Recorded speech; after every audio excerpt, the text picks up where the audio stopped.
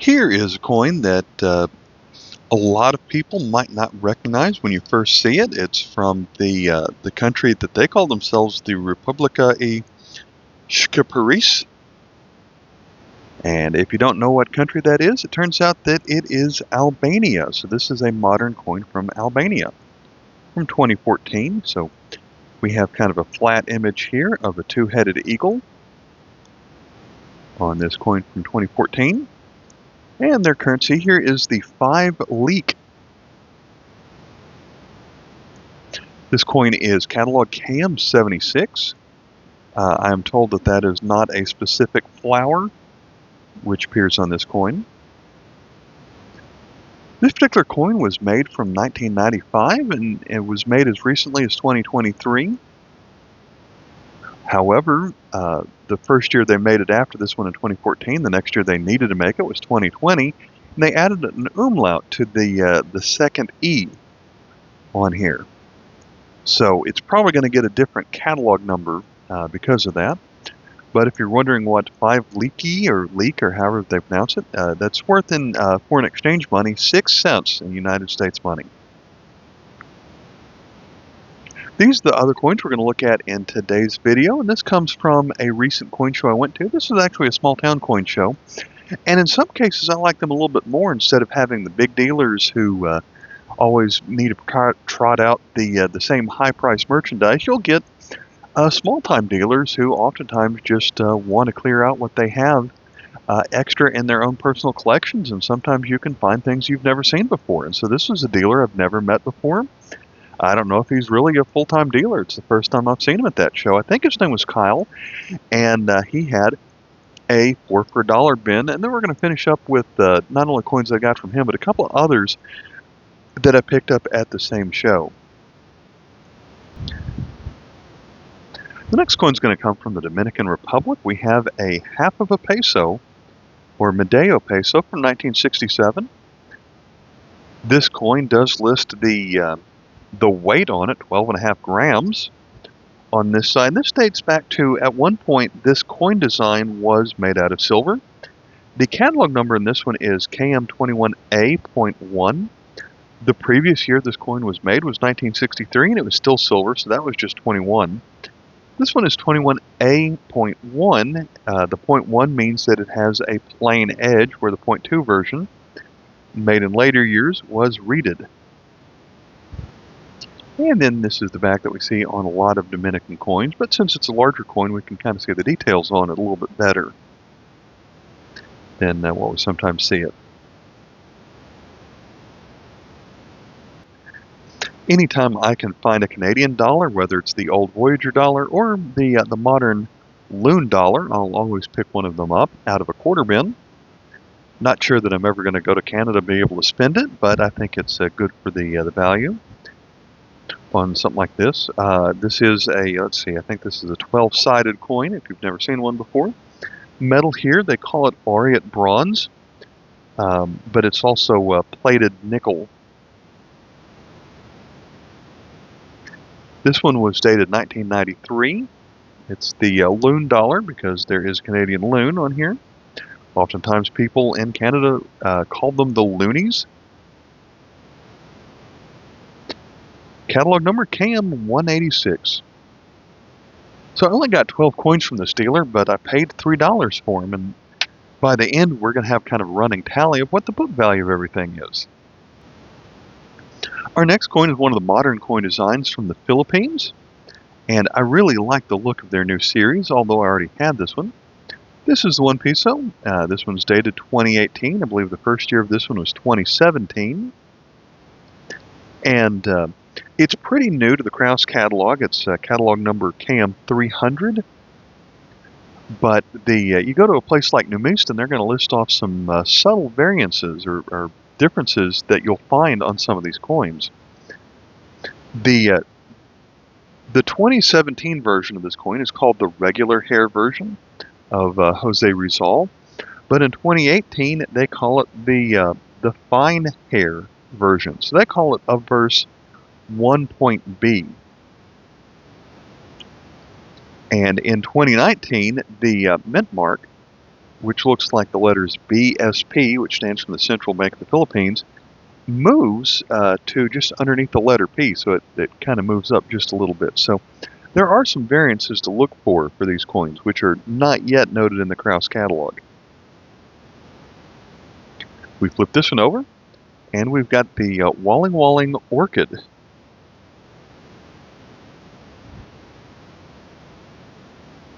Along with the logo for the central bank there on the right. It's always like finding those. It's pretty what they've done with their newest coins.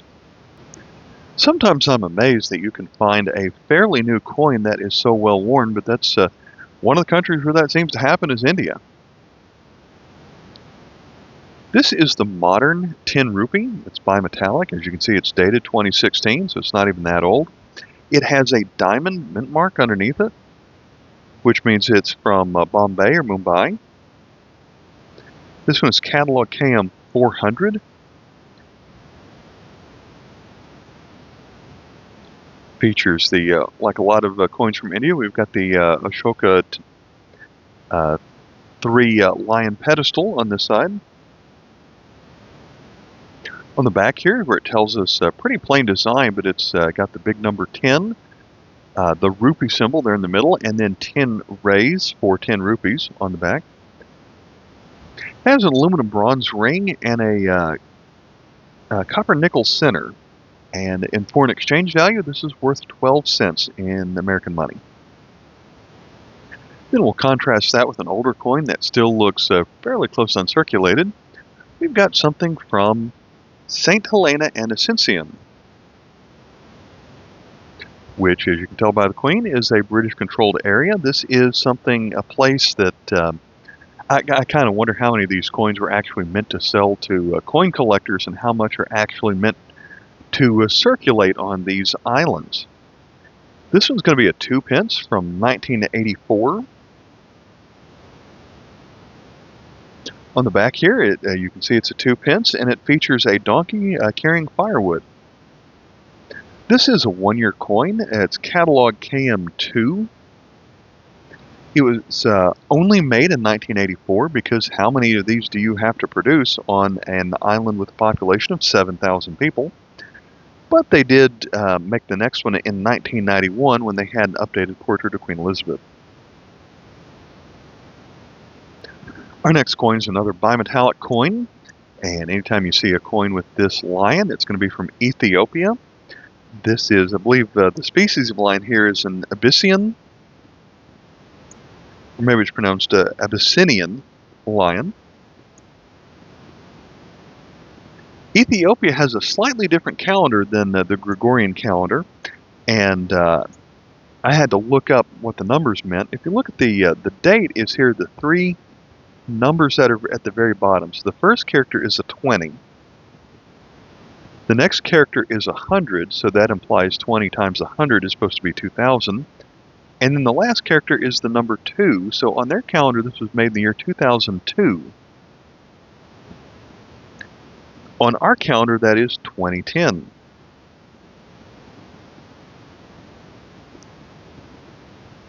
The currency of Ethiopia is called the birr. They have several centime, I believe it's 100 centime, make a 1 birr. But on the back we have the scales of just scales here on the back. This one's catalog KM78. Book value on that one's $1.30. Next up is the largest coin in the video. This comes from Bolivia, and this comes from a date in the late 70s where all of their coins had this on the reverse. And so again, since it's a large coin, we can see pretty good details on here. Unfortunately, a little bit of staining there on the left, but I believe that's a llama at the bottom, stack of wheat, maybe something that looks kind of like a palm tree or a coconut tree, and then a hill behind that with, I guess that's maybe a farmhouse or a barn. Then we've got a mount behind that, and then finally the sun with a face on it. Then all the stars that go across the bottom. But the value of this coin is the 5 Bolivian pesos. So they have the double line to the dollar sign over here. Then the B for Bolivianos, 5 and a dash, 1976. The first year this coin was made, and it was made through 1980. This one has a book value of $2. One more bimetallic coin in this video is going to be from Turkey. We have the modern Turk lirası, Turkish lira, from 2017. We've got a lot of Turkish symbolism on here, featuring the crescent moon and star at the very top, and kind of a design of that goes around the ring, but also behind the number 1 on here.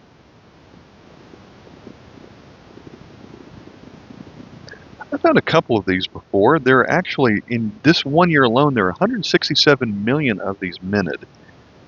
So they're not going to carry a large collector value once they get around, but this one has a book value of 35 cents. Come to this side, we have the portrait of Ataturk. And so the Turkey Cumhuriyeti, Cumhuriyeti is essentially the word for republic. And you would abbreviate that TC, which we see written on the edge. We have, it's upside down though. Got the letters TC written right here, and then we have a kind of a little segment of dashes of varying lengths, and another TC, and more dashes and so on. Catalog number 1244. Our next coin is from Romania.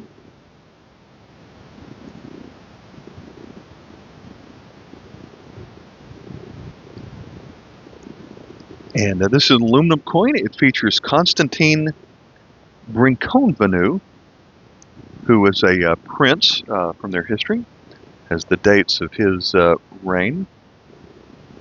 Wasn't actually called Romania at the time, but he was the princely ruler from 1688 to 1714. This is a 1,000 lei. Their currency is the leu. They're in 2003. And so they have coins of values a lot less than this. Down the not only the 1 leu, they also have some bani coins where you have 100 bani make up 1 leu. So if you imagine the 1,000 lei is made out of aluminum, what was the worth of some of the smaller coins? This one's catalog KM 153. Our next coin is one that I always find kind of interesting. This one is from Panama, but it's smaller than a lot of the Panamanian coins that you'll see today. This one's dated 1940, and newer than this. Most Panamanian coins would essentially be the same planchets that you would use for American coins, but not for the 2.5 centésimos of a Balboa. So that's what we have here, 2.5 cents,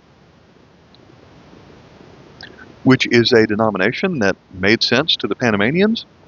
At one time, in the early 1900s, I'm thinking around up until about 1903, this coin was made out of silver, but it was a very tiny coin, so tiny that it was nicknamed the Panamanian pill. So it was one of the smallest coins you would have ever seen, but they stopped making it out of silver, started making it out of copper nickel, and it was a coin that is still smaller than an American nickel. So this is a little bit bigger than a dime, feels heavier than a penny, or a 1 centésimo. But I always like finding these just because it's an obsolete currency.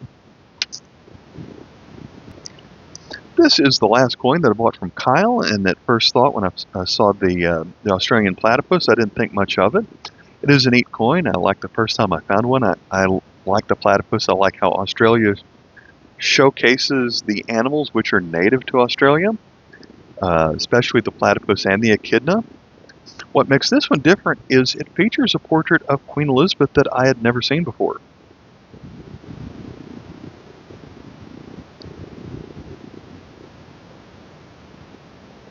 It's dated 2020 on here.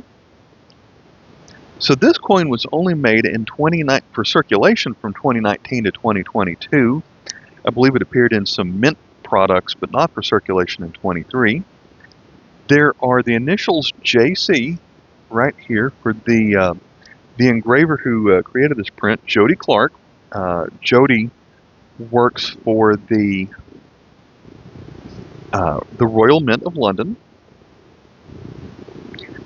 Queen Elizabeth here is featured wearing the George VI state diadem, which is another word for a crown, as well as the Victorian coronation necklace.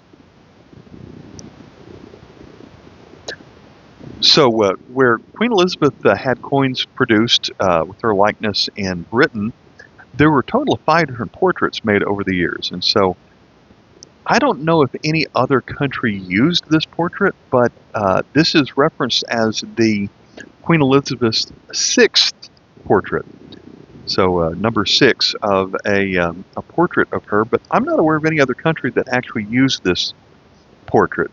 So it was my surprise to actually find this coin because I didn't know it existed because Britain wasn't using this 6th portrait. So I don't know if you can actually call it the 6th portrait if Britain wasn't using it, but still I find it a neat design. So not something I had seen before, and it's probably going to be hard to find, but still it says the book value on this is only 50 cents. So that takes care of the 12 coins that I picked up from Kyle. I paid $3 for that lot. Total book value is $8.65. I'm not going to get rich doing that, but always like just keeping the kind of the running tally just to see how I do on such a thing. This next coin is one coin that I usually don't look at American coins, but there's this one dealer that has a small number of Canadian coins at their booth. And they had this one that I wanted to pick up, so go ahead and feature the side of the Canadian 5-cent nickel coin that we're used to seeing. It's a newer coin that has P for plated on here. That's not a mint mark, but to designate the metal content on here. But here is the significance of it. This was the 60th anniversary of victory in Europe. So in 1945, the Canadians had a coin to designate the victory in Europe. That original coin was designed by Thomas Shingles, and so there is a small TS right here. So we've got V for victory, but V is also the Roman numeral for 5, so we have 5 cents, V cents on here, and then a torch in front of the letter V. So this is kind of a neat throwback design to the circulating 5-cent coin from 1945. Although back then, I think it wasn't round. I think it was that was back when the nickel was 8 or 10-sided, something like that. So the final coin I'm going to show off in this video is actually for the benefit of people who do not live in the United States, unless you've never seen one of these before. The United States has a new series of circulating quarters. We've been doing this for about 3 years or so of featuring different prominent women in American history, and in many cases they are people, they're ladies that I'm not familiar with. This is one from 2023 with a P Philadelphia mint mark, and if you haven't seen a United States quarter made in the last 5 years or so, we have updated the portrait of George Washington on here. This specific quarter is going to feature a lady named Maria Tallchief, who was at one time the most prominent ballerina in America. I believe the title is Prima Ballerina.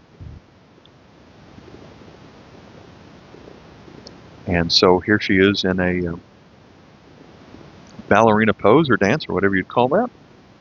Yeah, you can tell I'm not up on my ballerina lingo here. She was also a member of the Osage Native American tribe, and so her name underneath our alphabet is written in the Osage alphabet.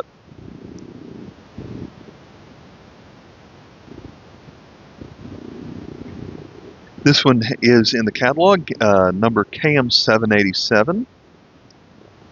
Her Osage name was actually called Two Standards. So if you could read that language, it would say Two Standards instead of Maria Tallchief.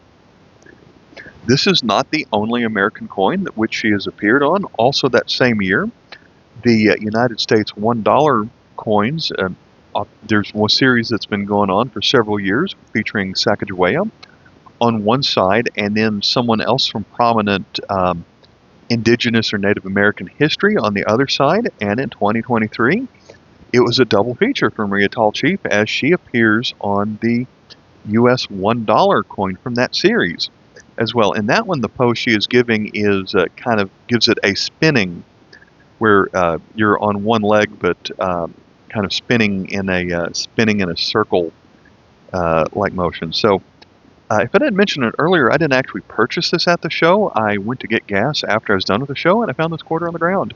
And so I thought that was neat that I found it after I was leaving the coin show. All right, that's all the coins for this video. It was a little bit quicker than normal, but I hope you enjoyed these, and I'll see you in the next foreign coin video. I'll catch you next time. Bye.